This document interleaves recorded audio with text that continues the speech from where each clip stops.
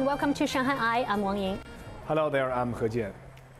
For years, proton therapy has been the gold standard in precision cancer treatment. Powerful, targeted, but often out of reach. Now, Ruijin Hospital in Shanghai is changing that. In just 2 years, the hospital has treated 600 patients using China's first domestically developed Proton system, offering new hope for complex cancers, including those in children.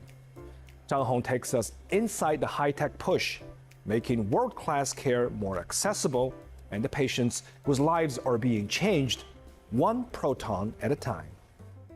Precision. For decades, it's been the ultimate goal in cancer treatment. Now in Shanghai, a major step forward is taking shape.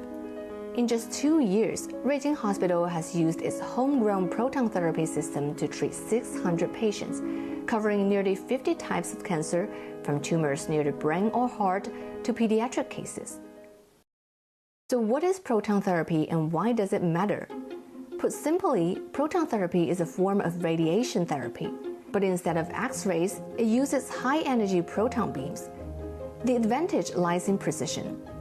Protons can be programmed to stop at a very specific depth inside the body, delivering maximum energy to the tumor while sparing nearby healthy tissues. This makes it especially valuable for treating cancers near sensitive areas like the brain, spine, and heart, or for children whose bodies are still developing. The precision comes at a cost.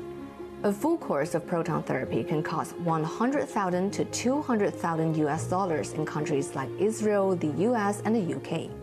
But Ruijin Hospital now offers treatment using China's homegrown system for about 170,000 yuan, roughly $23,000 US, and is covered by supplementary insurance plans like Shanghai's Huihuibao and multiple commercial options. This represents a major shift. Proton therapy is now becoming accessible for more patients. Early results are promising.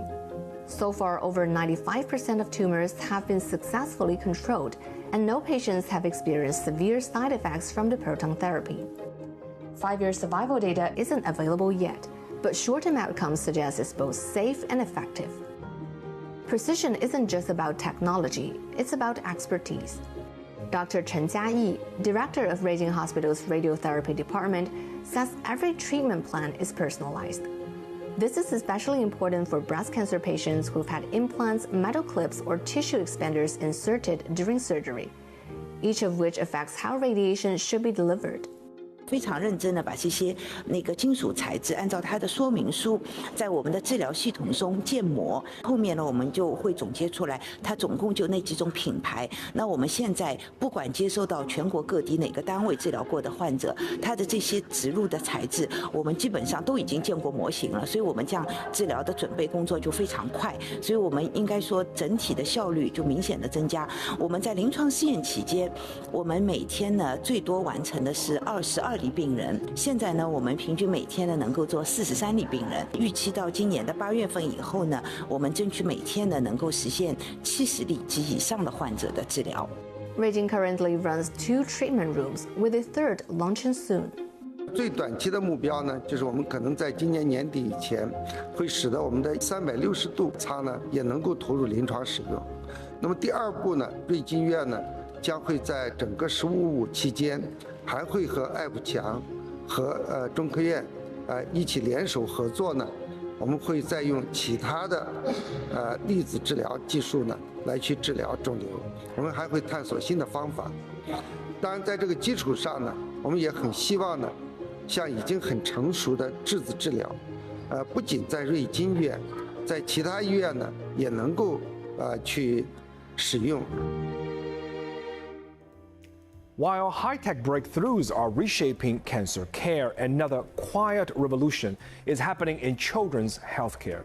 And Children's Hospital of Fudan University is transforming how young patients with kidney diseases are treated, from automated peritoneal dialysis to international research into rare conditions. Chronic kidney disease affects 10% of adults worldwide. While the prevalence of pediatric CKD has not been assessed, the burden is undeniable. In Shanghai, something remarkable is happening.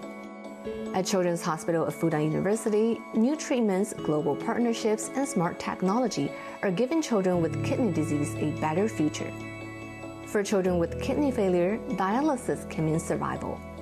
But hemodialysis requires hospital visits 3 times a week and hours spent hooked up to the equipment. For a child, that often means missing schools and missing out on life. That's why peritoneal dialysis, especially automated peritoneal dialysis, is changing the game. 一般的腹膜透析要白天做，要人工做。那现在自动腹膜透析呢，就是晚上做，机器来做，孩子可以安心睡觉，白天上学。那现在呢，更新的一代呢，就是有远程监控的。以前呢，你至少半年吧，你要到医院来了解一下你的数据你的这个情况啊。那他现在在家里面，我们就可以每次都可以精准的知道他的数据。The remote monitoring can also have some impact for the infection control because, for instance, we can actually film the exit site so the doctor in the office can see how the infection looks like, how it is evolving under treatment. The hospital has deployed 160 APD machines free of charge and launched a National Children's Medical Center Pediatric APD Academy to train doctors and nurses in underserved regions across the country. Corticosteroid treatment was once the standard for children with relapsing nephrotic syndrome, but long-term use caused serious side effects. Now targeted therapy with rituximab is offering a safer path. 我们在2年前发布了这个 CD20 单抗治疗儿童生病综合症的临床实践指南。那指南出来以后呢，大家就学习就用。那么在这过程当中呢，又不断有问题，要收集来这些问题，我们又撰写了50问，这样的话可以让大家更好的把这个新的药用好，而且要用的安全。我们之前的那个 CD20 的这个临床实践指南最近马上也要以英文版的形式发表，这也是在国际上第一个，就这一个药在肾脏病怎么用是第一个指南。The mission doesn't end here. The hospital is also tackling rare kidney diseases, working with international partners on data registries and research. 遗传性肾脏病，它是我们尿毒症儿童的40%占的比例，所以蛮大的这一块。所以呢，我们也有国外的专家来自美国波士顿儿童医院的荷兰的莱顿大学的教授他们都做非常好的一些基因治疗和一些干细胞以及一些内器官的研究。这些就是要找原因，找基因。只有搞清楚的病因了，我们才能够早点发现和治疗，就不让他走到尿毒症这个阶段。They helped localize the global pediatric dialysis registry, allowing China's data to contribute to international research. The data that you get from the thousands of Chinese children that will be on peritoneal dialysis add on to the global data, then we can come up with more meaningful outcome studies to see what risk factors. For example, do biocompatible fluids people on this, do they really do better compared to those that are not on? Do their membranes last longer? Even if you don't do trials on that, at least the registry data will give you some information on this. One of the first rare kidney diseases where we are now launching such an international collaboration is the C3 glomerulopathy. We are starting an online registry. New drugs are being developed for these complement-mediated disorders. And if we have many of these patients in a registry, we can more easily access them and ask them whether they want to participate in a clinical trial.